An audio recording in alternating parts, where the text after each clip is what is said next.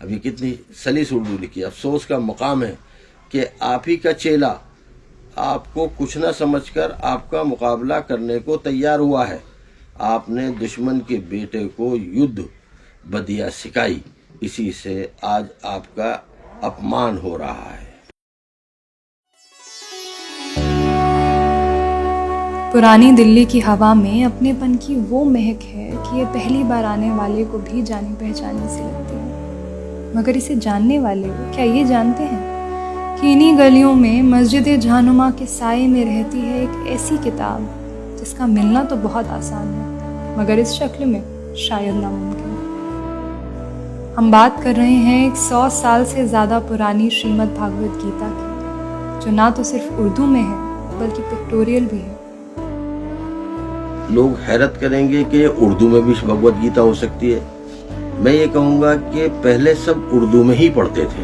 हमने अपने बचपन में देखा कुछ लोग जो थे जो सिर्फ उर्दू जानते थे तो उर्दू में ही पढ़ते थे। यही नहीं बल्कि गुरबानी भी उर्दू में थी और बहुत सारी किताबें सब उर्दू में थी। जहाँ कई रेयर मैन्यूस्क्रिप्ट्स बेकदरी की वजह से बर्बाद हो जाती हैं, वहीं किसी ज़माने में लखनऊ में छपी इस किताब को इस छोटी सी लाइब्रेरी में 15 साल से संजो के रखा हुआ है। कबाड़ी को देते 10 रुपए 5 रुपए किलो के हिसाब से वो रेयर बुक्स चली जाती हैं, जो हमारी बदकिस्मती है कि हमारे जनरेशन नहीं पढ़ पाती है। ऐसी कुछ 2500 किताबें हैं इस छोटी सी जन्नत में, जिनका दिल्ली में तो क्या शायद देश में कहीं और मिलना भी मुश्किल है। इनमें छिपा हुआ इतिहास दुनिया भर से लोगों को खींच लाता है उन कहानियों की खोज में जिन्हें सुने हुए अब अरसा हो गया है। जैसे गालिब का दीवान, बहादुर शाह जफर की लिखी कुछ पंजाबी नज़में जो उनकी आंखों के सामने कभी लाल किले में छपी थी, एक फारसी में लिखी हुई रामायण, 6 ज़बानों को नापती हुई एक डिक्शनरी, मंतक की सबसे पुरानी मैन्यूस्क्रिप्ट और न जाने क्या क्या। दुनिया भर के खजानों को अपने आंचल में छुपाए बैठी इस लाइब्रेरी की इकलौती खासियत इसकी किताबें नहीं है। समेट के रखने के अलावा ये बांटने का काम भी दिल खोल के करती है।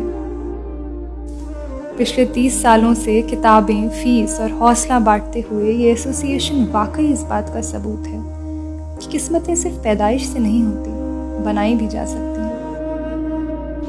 ये NGO Delhi youth welfare association 6 दिसंबर 1990 में हम लोगों ने स्टार्ट की और लाइब्रेरी 21 मार्च 1994 में स्टार्ट हुई। लाइब्रेरी हजरत शाह वलीउल्लाह मुहद्दिस देहलवी के नाम से है, जो कि 17वीं सेंचुरी के इस्लामिक स्कॉलर रहे हैं। जब लाइब्रेरी स्टार्ट हुई तो हम लोगों ने फिर एजुकेशन पे काम शुरू किया और लगभग हर साल आज हम लोग हर साल 600 से 700 बच्चों को कोर्स डिस्ट्रीब्यूट करते हैं। लगभग 150 बच्चे जमुना पार के हैं। इसमें 4 बच्चे एमफिल कर चुके हैं, 5 पीएचडी कंप्लीट कर चुके हैं। अभी कुछ दिन पहले भी एक बच्ची ने अपनी पीएचडी कंप्लीट की है यहाँ से। 30 बच्चियों को हम लोगों ने अडॉप्ट किया हुआ है, जिनकी कॉलेज फीस हर साल हम लोग देते हैं। उसके अलावा हर साल जो स्कॉलरशिप गवर्नमेंट की तरफ से आती है वो हम लोग यहाँ से अप्लाई कराते हैं। इस लाइब्रेरी की एक और शक्ल भी है जो चांद के साथ निकलती है और सूरज डूबने के साथ एक बार फिर ढल जाती है। रोज रात यहाँ पोएट्स और इंटेलेक्चुअल्स महफिलें जमाते हैं, जहाँ मकाले पढ़े जाते हैं और शायरी का पूरा लुत्फ उठाया जाता है। क्योंकि पुरानी दिल्ली में पुराने जमाने में हमने बुजुर्गों से सुना है कि इस तरीके की नशिस्तें होती थी और उसी को ध्यान में रखते हुए ये शुरुआत फिर से हम लोगों ने की है कि कभी यहाँ कुछ शायर आ जाते हैं तो एक छोटी सी नशिस्त हो जाती है।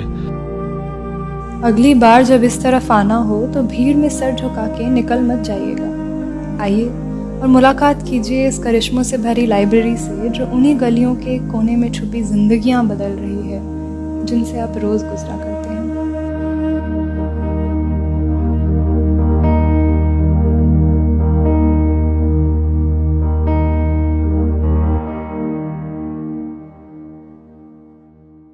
To know more about Delhi and the NCR, like us on Facebook and click on See First for latest updates and happenings in Delhi and the NCR.